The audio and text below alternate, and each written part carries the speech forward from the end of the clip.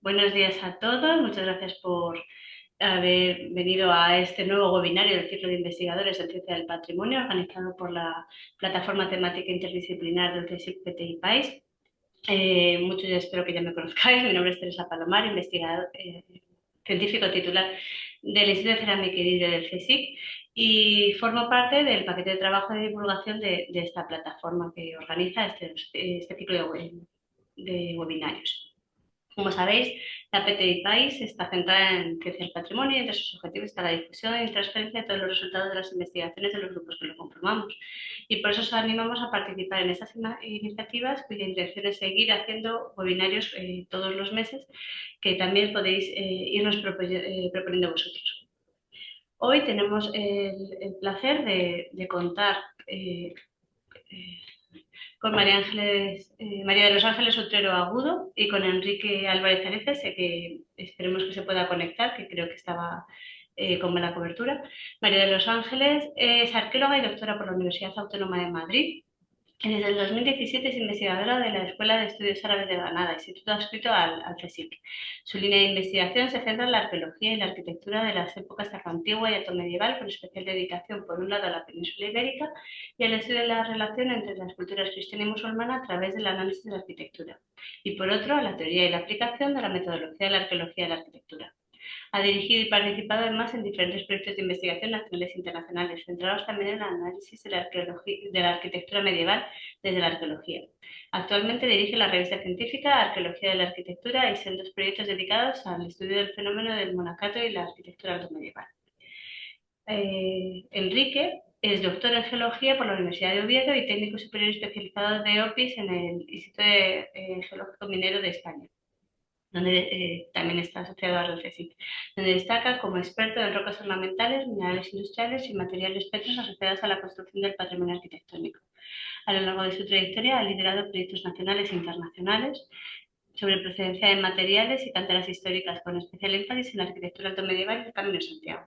Su labor combina la investigación científica y el asesoramiento técnico, siendo representante del ICMA en diversas comisiones de patrimonio y comités de normalización.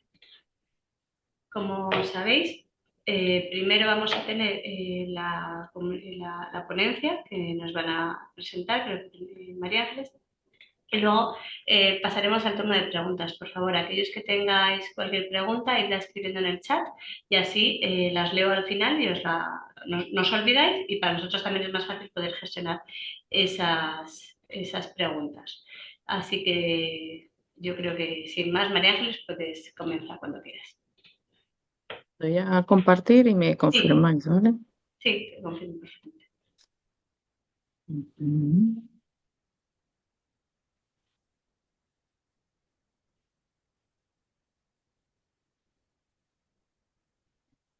¿Así la veis grande? Sí, perfecto. Vale. Pues cuando Bueno, quieras. Muchas pues gracias. vale, bueno, pues muchas gracias por la presentación, Teresa. Buenos días a todos y a todas.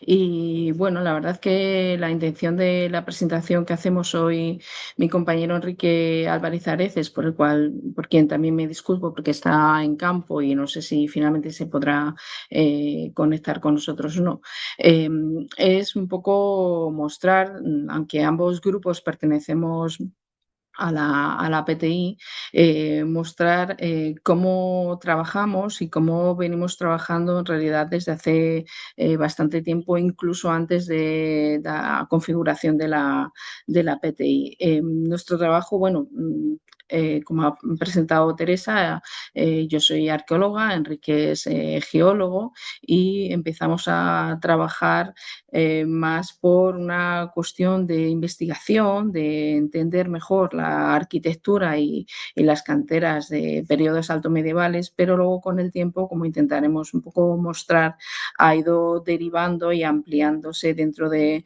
diferentes marcos de trabajo.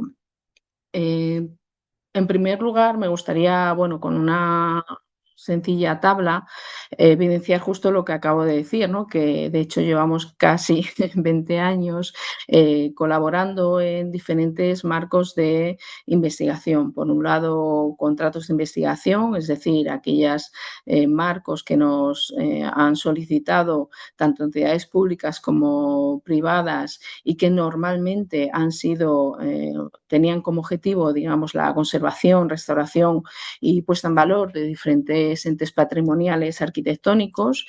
Tengo que decir que afortunadamente, además, muchos de ellos han sido también ejemplos arquitectónicos precisamente altomedievales, lo que ha favorecido también esa línea de investigación a la que me refería, y otros tantos proyectos de investigación que, como bien sabéis, son propuestas que presentamos los investigadores y que, por lo tanto, nos permiten ya, sí, en este caso, decidir qué periodo queremos estudiar o qué patrimonio arquitectónico queremos estudiar.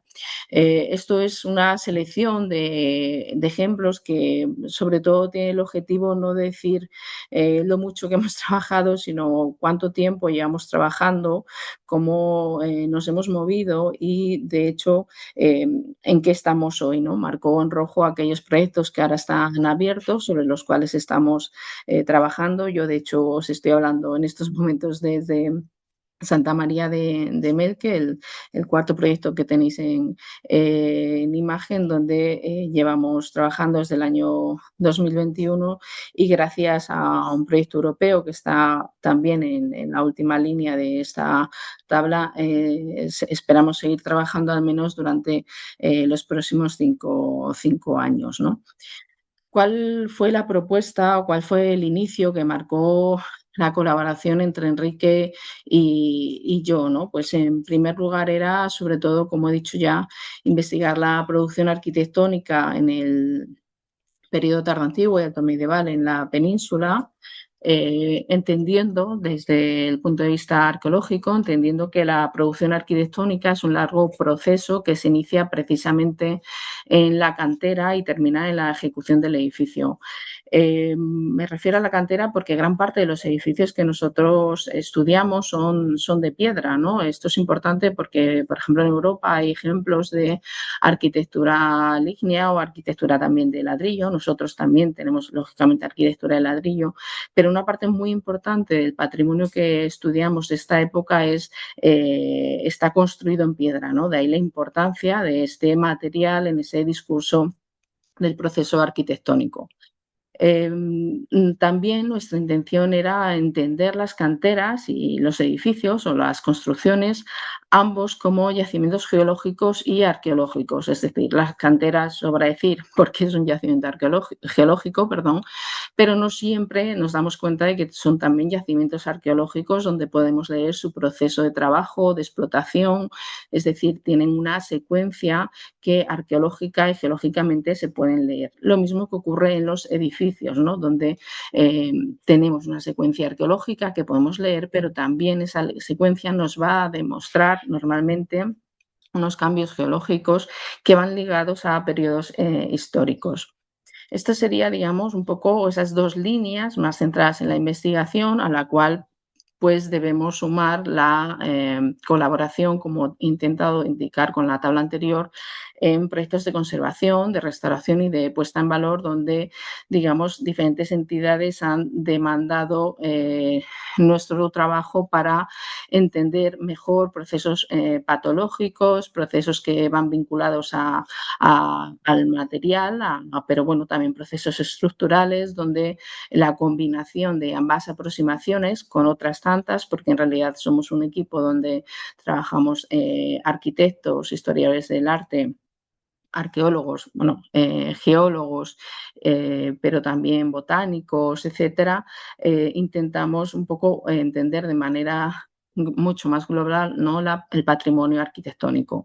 Y esto con el tiempo nos ha llevado también a reflexionar, ¿no? Y a intentar mejorar precisamente esa colaboración metodológica para que se pueda desarrollar en realidad una investigación interdisciplinar, ¿no? Concepto que utilizamos mucho, pero que en realidad no siempre sucede, ¿no?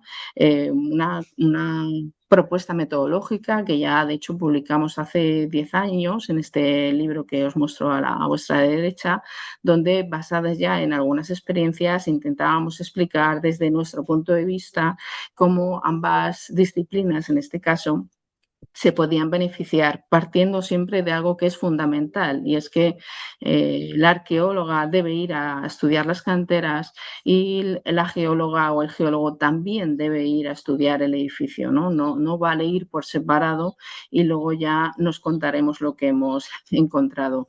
Esto es fundamental y Enrique y yo desde el principio lo entendimos así y eso hace bueno, que por un lado estemos mucho tiempo en campo, ¿no? Porque cuando Enrique estudia canteras yo voy con él y cuando yo estudio los edificios Enrique viene conmigo. Entendemos que es la única manera de entender de verdad, de manera, como digo, interdisciplinar y plantear en consecuencia unas mismas preguntas a las cuales debemos contestar desde nuestras disciplinas. ¿Por qué estudiar las canteras y las construcciones altomedievales, ¿no? Pues bueno, para hacerlo de manera muy sencilla, tampoco quiero extenderme ni contar una larga historiografía. Realmente el alto medievo, ¿no? Estos siglos octavos, décimo, undécimo, según la zona en la que nos encontremos, respecto a otros periodos, como puede ser el precedente romano o el posterior, eh, conocido como románico, siempre hablo lógicamente en ámbito arquitectónico, eh, ha sido bastante ignorado por la investigación, ¿no? Primero porque la propia arquitectura en sí se ha incorporado a los estudios sobre procesos constructivos y desde ámbitos arqueológicos en fechas relativamente recientes y las canteras han pasado desapercibidas ante precisamente la monumentalidad de las canteras de otra época. Digamos que no son, de hecho, como veréis, como intentaremos mostrar adelante, no son canteras tan amables, tan atractivas como pueden ser las canteras de otra época, pero bueno, desde nuestro punto de vista, lógicamente, como digo, siempre desde doble concepto de yacimiento geológico y arqueológico, ambos elementos en conexión toman una relevancia importante. Esto significa que ahora, pero sobre todo hace 20 años, cuando empezamos a trabajar, teníamos muy poquitos puntos de partida, muy poquitos puntos de referencia. Había algunos estudios de hecho normalmente vinculados a los procesos de restauración de los edificios, pero no encontrábamos, digamos, una tradición extensa en lo que es la investigación del periodo alto medieval, perdón, tanto en el ámbito de las canteras como en el ámbito de la arquitectura. Pongo ejemplos, por ejemplo, de la Escuela de la Universidad de Oviedo y otros tantos, vuelvo a decir, no es que no hubiese, pero en realidad no había un recorrido muy extenso dentro de este campo. Sin embargo, como he dicho, entender la piedra, entender el proceso productivo que significa hacer un edificio no solo es poner pieza sobre pieza, es un proceso que empieza, como digo, en la cantera y acaba en el edificio, pero también empieza en el bosque que tenemos que talar para obtener la madera o en los hornos que tenemos que hacer para obtener el ladrillo o la cal. Como he dicho antes, es fundamental, ¿no? Porque en realidad el edificio es la ventana al conocimiento de ese proceso constructivo donde además en el Alto Medievo no tenemos prácticamente fuentes complementarias que nos permitan estudiar este proceso, por lo que el edificio y la cantera se convierten realmente en nuestro libro principal en el que leer, ¿no? Os pongo una imagen, un conocido friso de una iglesia alto medieval en la actual Georgia, que es uno de esos poquitos ejemplos que tenemos, muy bonito, por cierto, creo yo, de todo el proceso o gran parte del proceso que implica construir y donde digo de nuevo la piedra asume ese protagonismo. Pero repito, no solo en el occidente europeo, en particular también en la península, nuestros documentos son escasos, válidos, muy válidos, ¿no? Pero en realidad son los edificios y las canteras los que mejor nos ilustran sobre el proceso constructivo en este periodo. porque además entendemos, vuelvo a decir, el edificio o producto arquitectónico, como pongo en esta imagen, como resultado de un proceso muy complejo donde actúan diferentes actores y factores que va desde la persona que participa en la ejecución, qué instrumentos utiliza, qué materiales, vuelvo a repetir, de ahí la importancia de la piedra, qué técnicas emplea, qué conocimiento tiene y además en qué contexto se mueve, por qué construye, para quién construye, qué modelo sigue, cómo se transmiten esos modelos, quién financia las obras constructivas. Todo esto, en el fondo, es lo que esconde un edificio cuando lo estudiamos, ¿no? Y unas veces tendremos capacidad de conocer mejor algunos de estos aspectos, otras veces no tendremos esa capacidad por la propia naturaleza de la evidencia arqueológica, pero también muchas veces por la propia investigación que podemos desarrollar, ¿no? Teniendo en cuenta estos principios y como he dicho al inicio, siempre hemos trabajado con este concepto global de qué significa la producción, construir un edificio. Vuelvo a decir, construir un edificio comienza en la cantera y por lo tanto cómo debemos movernos no solo en el edificio, sino también en el territorio a la hora de entender ese proceso al que me refiero y lo que ello, cómo afecta y en qué medida afecta incluso al territorio en el que nos ubicamos.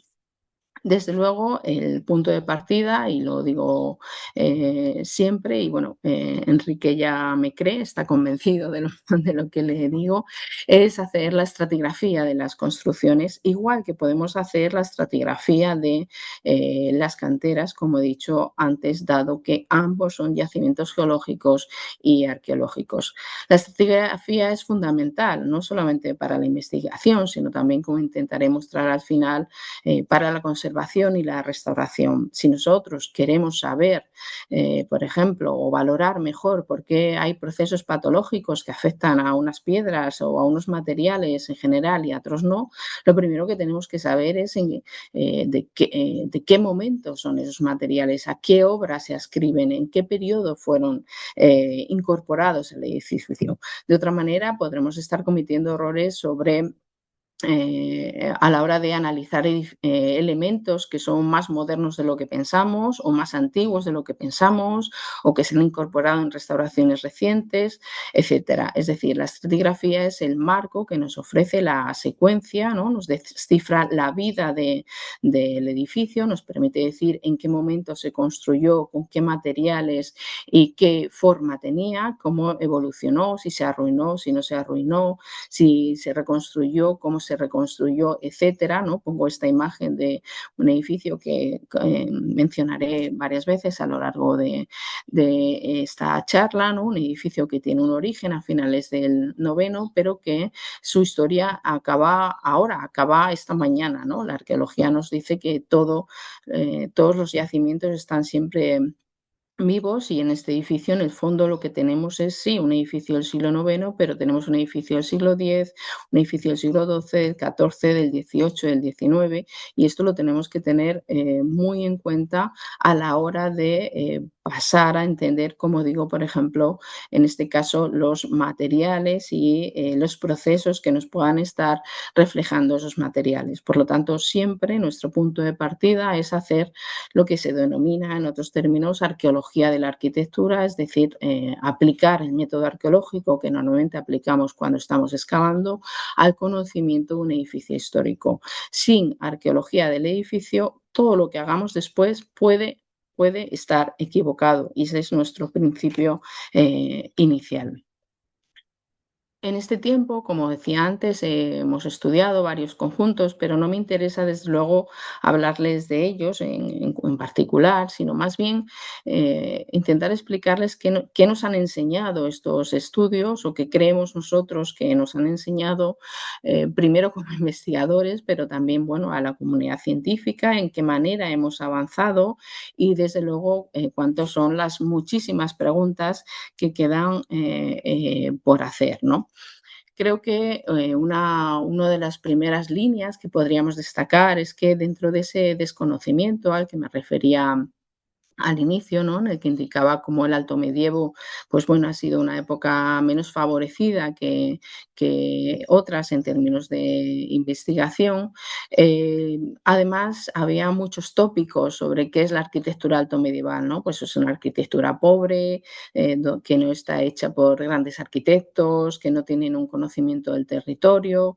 Sin embargo, precisamente esta alianza entre la geología y la arqueología nos ha permitido descartar muchos de esos aspectos a los que me acabo de referir y nos ha permitido entender una arquitectura mucho más compleja, mucho más rica, donde los artesanos, operarios, constructores, albañiles sabían mucho del territorio y sabían mucho de materiales, ¿no?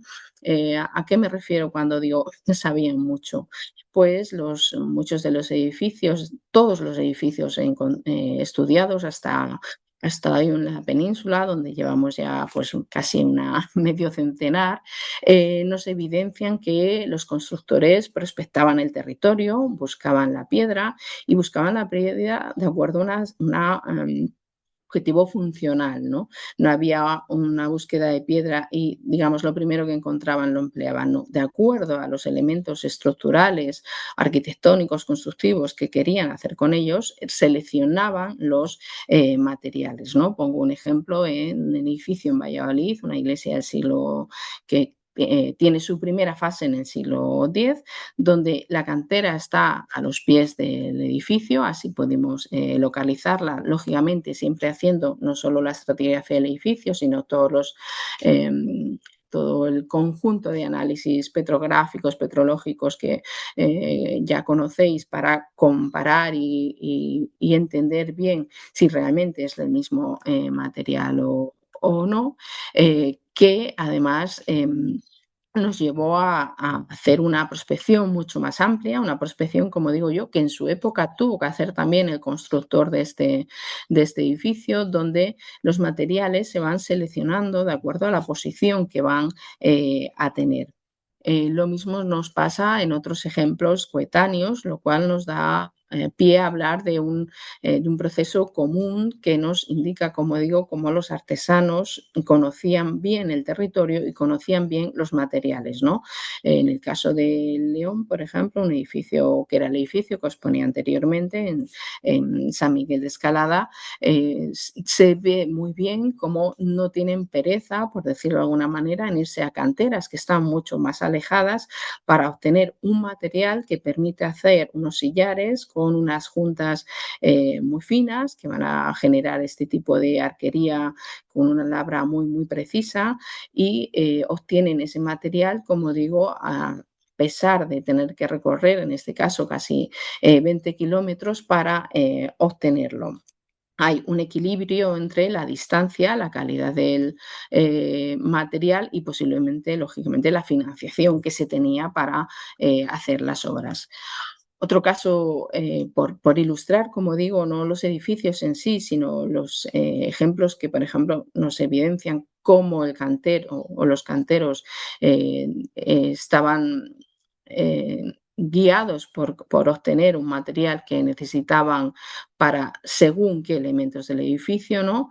San Pedro de la Mata, un edificio construido, como veis en la imagen, ya sobre un lanchar de granito. De nuevo nos dicen cómo en su fase original explotan canteras que están muy, muy pegadas al edificio, es decir, canteras que son económicas, están a medio kilómetro en una zona muy plana que permitía que el material se moviese fácilmente y se tallase fácilmente, porque además llegaba a obra en estado todavía, digamos, fresco, pero sin embargo, de nuevo, la quieren decorar con unos frisos de mármol y acuden a unas canteras que están mucho más alejadas, a 3 kilómetros, donde además la estructura geológica nos demuestra que es una cantera óptima para hacer frisos, porque salen digamos, estas capas, como veis en diagonal, que son básicamente la altura que tienen los propios frisos del edificio, es decir, con las propias capas tallaban los frentes y los frisos, vamos a decirlo así, salían de manera relativamente cómoda. Las tipologías de las canteras nos habla también en general, como he dicho antes, hablando respecto a época romana y románica, de canteras que se explotaban posiblemente para el edificio en cuestión y luego se abandonaban. Aunque este es un aspecto que todavía debemos valorar, sobre todo en algunos casos que estamos estudiando ahora, de edificios que están muy cercanos entre sí, que tienen un uso de materiales muy similar y que nos empiezan a decir si a lo mejor había canteras que se explotaron durante más tiempo para varios edificios, ¿no? Que es un fenómeno ya mucho más posterior. Como digo, canteras donde las marcas de diaclasados, los filones, etcétera, marcan también, de hecho, como intentaré explicar después, en muchos casos el tamaño de los materiales y, por supuesto, eso que llamamos técnicas constructivas, ¿no? Muchas veces los arqueólogos o los estudiosos de la arquitectura nos empeñamos en hacer modulaciones de las piezas, en decir, bueno, es que las hiladas no son todas de 30 centímetros, por ejemplo. Y cuando vas a la cantera lo que te enseña es que claro que son de 30 centímetros porque no pueden ser más grandes, porque los frentes de cantera y sobre todo canteras en este caso como la de Mazote, caliza precisamente tienen esa altura y eso marca ya la medida de los sillares y por lo tanto determina notablemente la técnica constructiva de los edificios, ¿no? En otros ejemplos, de hecho, se ve muy bien de nuevo dentro siempre este conocimiento del terreno y la cantera, como hay también selección de materiales dentro de las mismas facies de materiales, ¿no? De unas calizas, en este caso, más blandas, unas calizas más duras, que directamente se van a emplear en un caso, como veis en el llamado nivel 2, para hacer las lajas menores, mientras que para hacer los mampuestos, o mejor dicho, sillarejos, en este caso, de mayor tamaño, se va a acudir dentro de la misma cantera a utilizar las piezas que son un poquito más duras y que tienen un banco más grande y que por lo tanto nos permiten obtener esa dimensión de piezas, siempre además combinando ambos tipos de materiales, como digo, dentro de una misma cantera. Lo mismo nos sucede en otro ejemplo que, bueno, que es muy singular, ¿no? Un ejemplo de la zona de Ponferrada, donde aunque tenemos canteras donde todo se hace con caliza, sin embargo, de nuevo, se acude a dos tipos de canteras para obtener en unos casos los sillares mayores de las esquinas y en otros casos las mamposterías de los muros. Un material muy similar, estamos en el mismo entorno geológico, estamos hablando de calizas, pero sin embargo su explotación en un caso de frente, en otro caso de ladera y su uso en el edificio, de nuevo vuelve a ser diferenciar, subrayando una vez más toda el conocimiento, vuelvo a decir, del territorio, de la construcción y de las técnicas constructivas a emplear.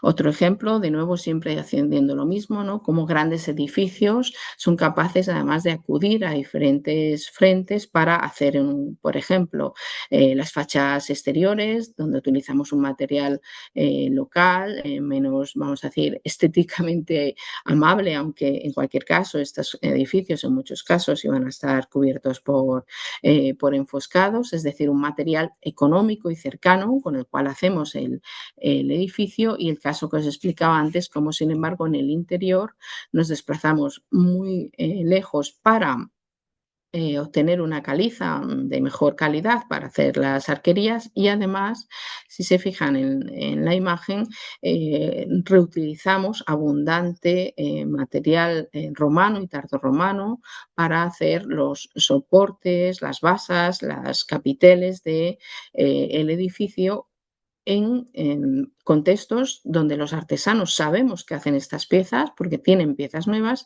pero por posiblemente los marcos de, como decía antes, de financiación, de quién es el patrono en concreto, en algunos casos, el patrocinador, perdón, se opta por acudir a piezas reutilizadas que posiblemente vendrían además de un mercado específico de este tipo de piezas. Y siempre de nuevo volviendo a cómo, en este caso, las canteras de granito, nada que ver con las canteras anteriores, que tienen esta formación que los geólogos llaman a veces de capa de cebolla, ¿no? Donde de nuevo las alturas de las capas de los granitos nos va a determinar también cómo vamos a construir, a cortar la piedra en el edificio y cómo la vamos a disponer, ¿no? De esta manera, digamos, cantera y edificio se unen no solo por el material, sino por la técnica que se deben emplear en ambos, tanto para extraerla como para cortarla.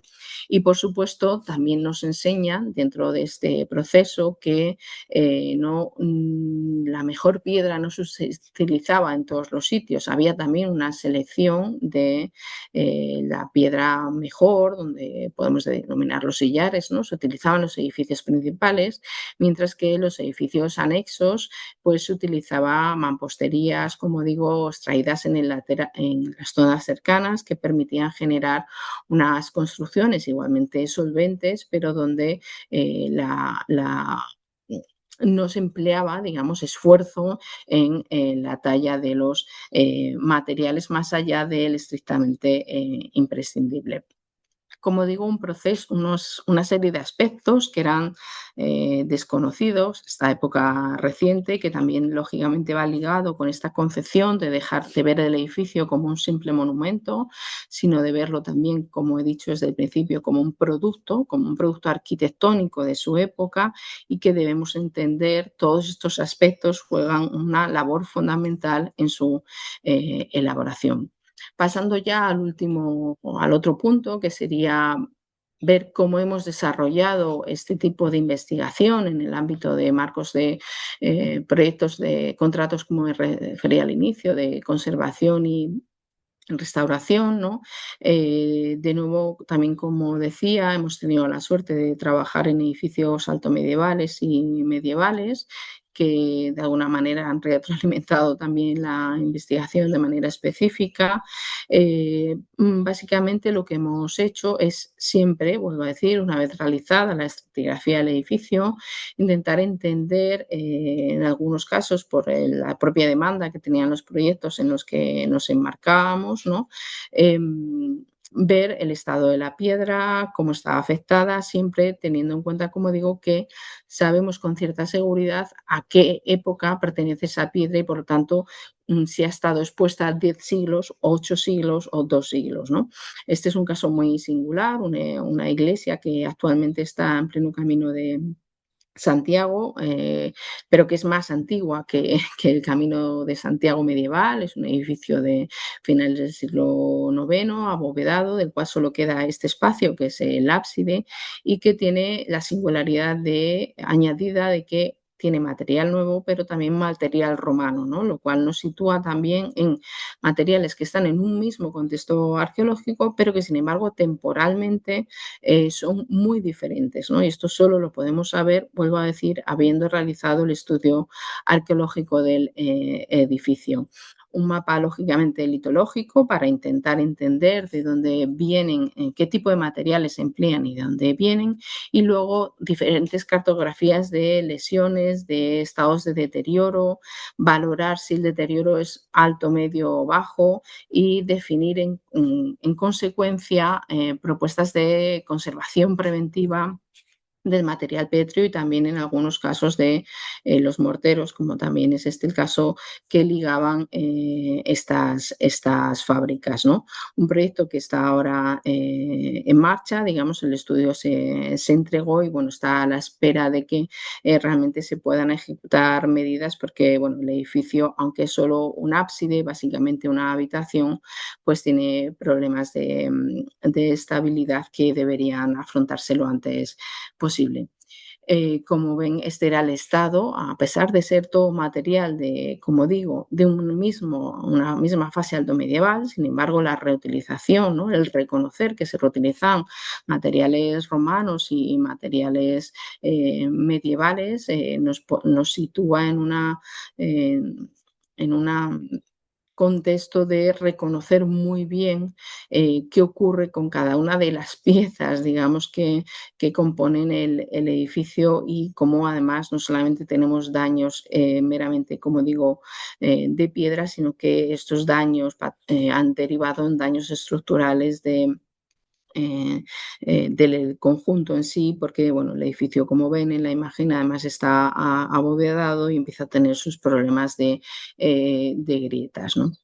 Y otro ejemplo muy diferente, ¿no? Un pabellón de novicios en el Monasterio Santa María de Moreruela, en Zamora, que está ahora en restauración y de nuevo, bueno, un edificio muy complejo a nivel arqueológico estratigráfico, posiblemente construido en un mismo momento, pero en diferentes fases, lo cual va marcando también poco a poco el cambio de usos de algunos de los materiales y el cómo se usan esos materiales, donde lo que hemos hecho, de nuevo, una vez realizado la arqueología del edificio, estudiar las patologías, los estados de alteración y también, en este caso, como me refería antes, caracterizar los morteros históricos para entender sobre todo en las partes, en algunas de las zonas del edificio que están especialmente dañadas y cómo se puede abordar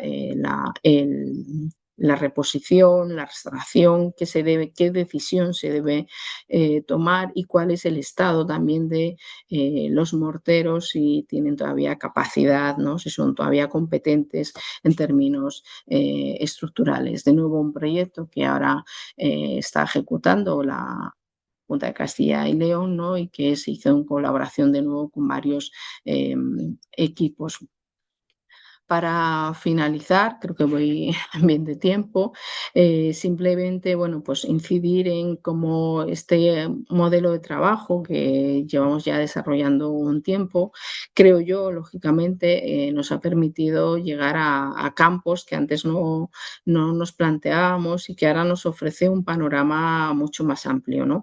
De hecho, de cara un poco al futuro, donde en esos proyectos que están en abierto, pues nuestra intención es todavía seguir uniendo más, digamos, la arquitectura y las canteras, porque, bueno, ambos forman parte de un mismo contexto territorial que va cambiando, evolucionando en el tiempo y donde medir, por ejemplo, el impacto de estas construcciones, en algunos casos, como ven en Santa María de Melque, desde donde les estoy hablando. Yo estoy en una de esas casitas de al lado de de la iglesia. Entender esa relación nos permite no solo entender la arquitectura y la cantera, sino entender el territorio, cómo se configura el territorio, cómo funcionan las vías de comunicación, cómo se trasladan los materiales, etcétera, etcétera, ¿no? Y de hecho es, digamos, el objetivo que queremos realizar en los próximos años, gracias al proyecto europeo que nos acaban de conceder y que nos permitirá, pues bueno, tanto hacer un trabajo más extensivo a nivel territorial como intensivo a nivel de, bueno, pues estudios detallados y todas las analíticas que lleva asociada no solo la geología y que desde luego mi compañero Enrique podría explicarles mejor, sino también la propia arqueología, ¿no? Y bueno, pues muchas gracias por vuestra atención y es tal vez yo un poco atropellada, espero haberme explicado correctamente. Gracias. Muchísimas gracias, María Ángela, ha sido muy interesante, la verdad. Que si no, yo creo que lo has hecho muy bien, vamos, para mí que no tengo nada que ver con arquitectura, vamos, que lo he entendido perfectamente. Lo has hecho muy bien. Y me alegro de que tengas cobertura ahí en ese sitio, porque tiene pinta de que está en mitad de la nada, ¿no? Sí, bueno, estoy enganchada al vecino. ¿Ves? Suponía yo, alguna cosa así. Pues la verdad es que no tenemos muchas preguntas. Gloria Font, te da felicidades por la presentación. Mientras, nada, decir a los participantes que podéis dejar vuestras preguntas en el chat y se las hago, o ahora si queréis también podéis levantar la mano y abrir el micrófono. Mira, Carmen Vázquez pregunta. Hola, muchas gracias. ¿Hay alguna característica? Uy, se me ha movido.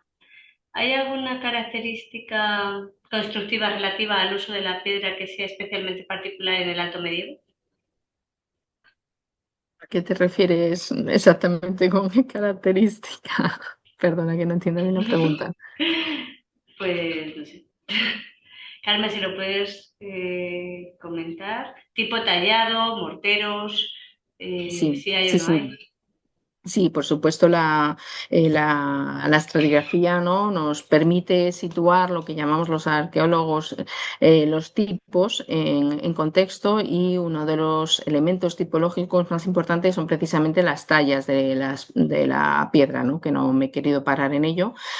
Conocemos herramientas que no se utilizan antes del Alto Medievo, y herramientas que no se utilizan después y al revés, ¿no? Por ejemplo, en el siglo noveno o décimo se empieza a utilizar el hacha o el cincel, que en época previa se había perdido desde época romana, y que se convierte en un elemento tipo, como digo yo, diagnóstico de la talla de las piezas, y que en algunos casos nos permite datar eh, las fases, ¿no? Porque combinar la herramienta ampliada con el tipo de sillería, con el tipo de material, con el tipo de disposición en obra, vuelvo a decir, poco a poco nos va dando cronologías, ¿no? Esto es como cuando empezábamos a estudiar cerámica, que decíamos cerámica, ¿no? Pero luego ya empezamos a ver que está, unas cerámicas en una torneta, otras tienen desgrasantes, otras no, unas cerámicas de torno, y eso nos permite, lógicamente sumando muchas estratigrafías y mucho conocimiento, empezar a hacer que las técnicas constructivas se conviertan en un elemento datador dentro de la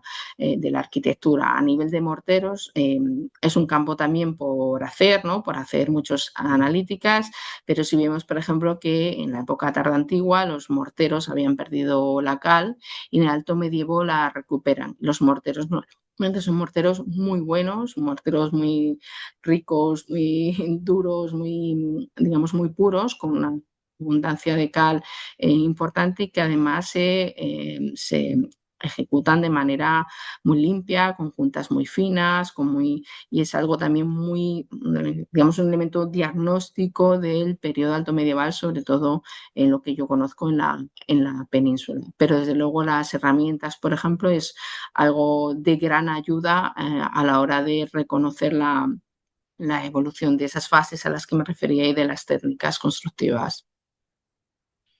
De manera que yo tengo una curiosidad. Si no utilizaban el hacha y el cincel, ¿cómo cortaban la piedra?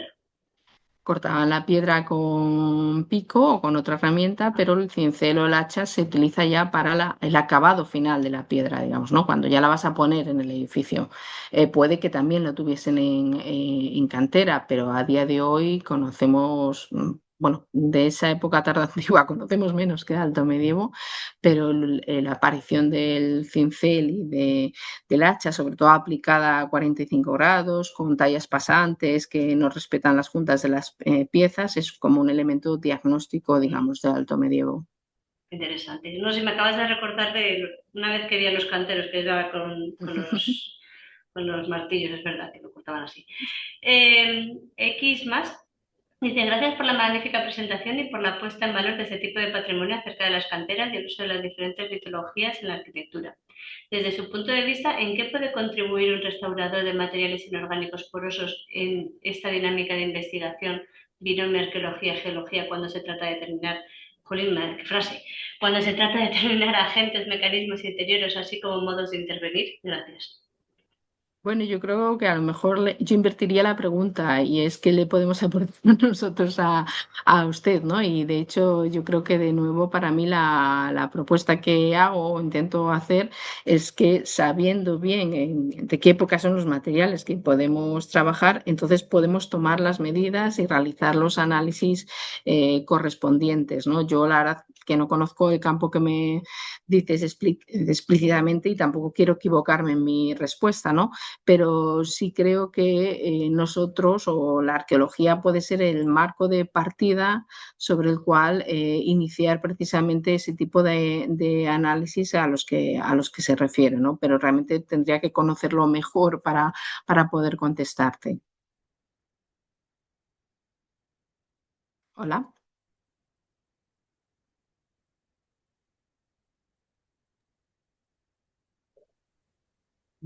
Creo, ¿me oís?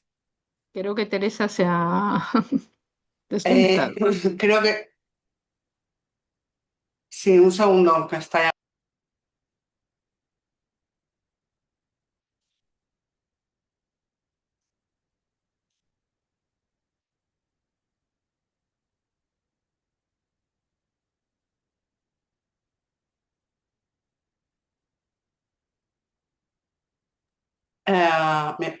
¿Me oís? ¿Me oyes tú, María Sí, Ángeles? sí, sí. Bueno, no, era Teresa que pide disculpas, que se le ha ido internet, no sé si está en casa o en el trabajo, así que bueno, aprovecho, soy Mónica Álvarez, coordinadora estaba en la sombra de la PTI País, pero bueno, ahora finalizo yo el evento. No sé si está Enrique conectado. Pues no, Me ha parecido verle. pues yo ahora Eh, no le veo. Yo no, creo que no está vale, conectado. vale, pues sería otro Enrique. Ya que tomo la palabra, antes de preguntar si alguien más quiere preguntar algo, yo como mi formación es geóloga, decirte que me ha gustado muchísimo este planteamiento que haces, que me parece tan interesante. Siempre decimos que la ciencia de patrimonio es realmente algo intrínsecamente, ahora que está muy de moda, todo lo de interdisciplinar, pero creemos que el patrimonio y el estudio del patrimonio es realmente interdisciplinar, porque como tú demuestras, hay dos miradas distintas que se enriquecen y dan otra visión, un valor añadido de ese patrimonio, ¿no? En este caso la arqueología y la geología. O sea que te doy las gracias a ti, Enrique. Quería preguntarte en concreto, vosotros imagino que también sugerís eh, eh, canteras de procedencia en caso de requerirse sustitución de algunos elementos, ¿o no? Eh, Sí, de cuando en los marcos de proyectos, como dices, de conservación y restauración, sí las hemos sugerido, pero yo creo que también aquí hay una cosa importante que de nuevo nos enseña la arqueología, ¿no? Y que de hecho Enrique y yo hemos discutido mucho sobre esto, ¿no? Porque no siempre las canteras originales son las ideales para sustituir. Primero, porque son yacimientos vivos sobre los que actuar también puede tener sus efectos y segundo, porque hay veces que el constructor seleccionó un material que no era idóneo y a lo mejor hay otros materiales más idóneos, ¿no? De hecho, en la conservación y la restauración estamos siempre precisamente luchando con materiales que no han respondido bien, que se han erosionado por las aguas, etcétera.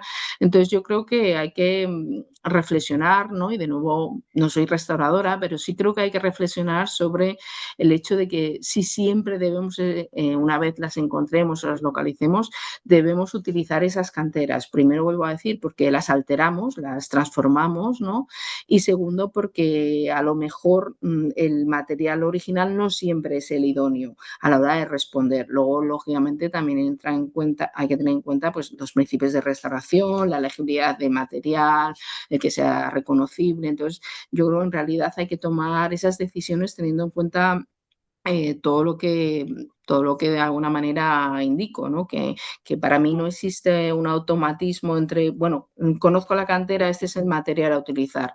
No, yo creo que eso requiere una reflexión a nivel de incluso cómo está el estado actual del edificio, cómo está la piedra en la propia cantera, eso, el impacto que tiene en la cantera como lugar histórico, ¿no? Aquí está también la defensa de las canteras como no solo yacimientos arqueológicos, sino yacimientos históricos, ¿no? Y yo creo que sí es algo que se ha tendido a hacer y que de nuevo no quiero criticar, pero sí creo que debemos reflexionar teniendo en cuenta todos estos factores, ¿no? Que no siempre a lo mejor es lo óptimo, ¿no? Mm.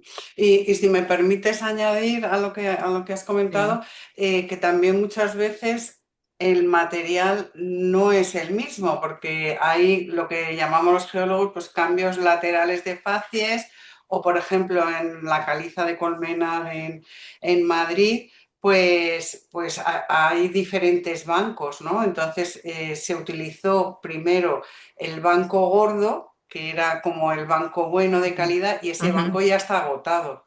Entonces, muchas veces, por ser la misma cantera, no es exactamente el mismo material. Sí, sí, totalmente de acuerdo. De hecho, yo he puesto ejemplos, ¿no? De Bamba o de Buñar, donde lógicamente hay diferentes calidades de materiales que los constructores ya en algunos casos nos muestran cómo los están usando por ese mismo motivo para una diferente función, ¿no? Y que luego hay bancos que se agotan o bancos que ahora no son explotables por diferentes condiciones. Entonces, yo creo que, bueno, que conocer la cantera en el ámbito de la restauración es un punto de partida, pero ya está. Yo creo que realmente a la hora de restaurar piedra entran, desde mi punto de vista, en juego otros tantos factores no estrictamente ligados solo a la presencia de la cantera, ¿no? Y ya que has mencionado la defensa de las canteras, ¿qué hacemos cuando esas canteras no están protegidas y van a desaparecer? ¿Qué hacer? Bueno, pues ahí la verdad que me gustaría que estuviese Enrique para contestaros, ¿no? Porque yo creo que el IGME tiene desde hace años, están intentando precisamente luchar en este sentido y el primer lugar, bueno, como pasa con los yacimientos arqueológicos, lo primero que hay que conocer las canteras para protegerlas, ¿no? Entonces ellos han puesto en marcha unos catálogos de canteras que ya existe para Andalucía, existe para Extremadura y en estos momentos están terminando el de Cantabria. Como digo, creo que Enrique desde el IGME os podría contestar mejor. Y el objetivo de estos catálogos precisamente es empezar a, dicho de manera sencilla, a poner puntos en el mapa, ¿no? A empezar a conocer todas esas canteras, lugares de explotación que hasta ahora no se conocían, unos se conocían, otros no, y que precisamente no están protegidos por desconocimiento, ¿no? Volvemos siempre al mismo punto, el conocimiento es el punto de partida para la protección, ¿no? Entonces yo creo que esta labor que ha iniciado el IGM es fundamental y creo que es un modelo a seguir en el resto del territorio nacional en este caso, ¿no?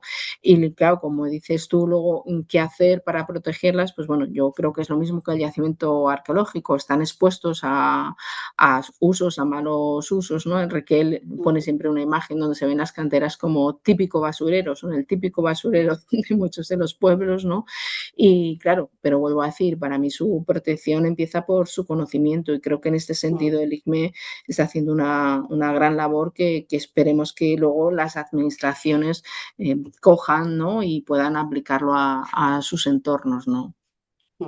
Pues muchas gracias. Hablaremos con Enrique para señalarle alguna que otra cantera. Seguro, seguro. Sí, no sé si alguien de las que estéis conectados, queréis hacer una última pregunta, reflexión o comentario. Incluso podéis utilizar el audio, el vídeo. Bueno, lo importante de estas charlas es que quedan grabadas en el canal de YouTube de la PTI País y la verdad que son bastante vistas, tienen muchas visualizaciones, así que María Ángeles, terminamos este evento, este ciclo de webinar. Además, tú acabas la temporada porque ahora hacemos un descansito de 2 meses, volvemos en septiembre. Muchísimas gracias Nosotros. por la charla con esa visión tan interdisciplinar, bueno, tan bonita. ¿Qué te voy a decir? Me parece preciosa. Así que nada, deseamos que no pases demasiado calor, no salgas ahora. Tengo que salir. Y nada, muchísimas gracias y a los que habéis asistido a este último webinar del ciclo de investigadoras en ciencia del patrimonio. Muchísimas gracias y nada, os deseamos un buen verano fresquito a quien pueda tenerlo fresquito y volvemos en septiembre. Muchísimas gracias. Gracias. Adiós. Adiós. CSIC, Consejo Superior de Investigaciones Científicas.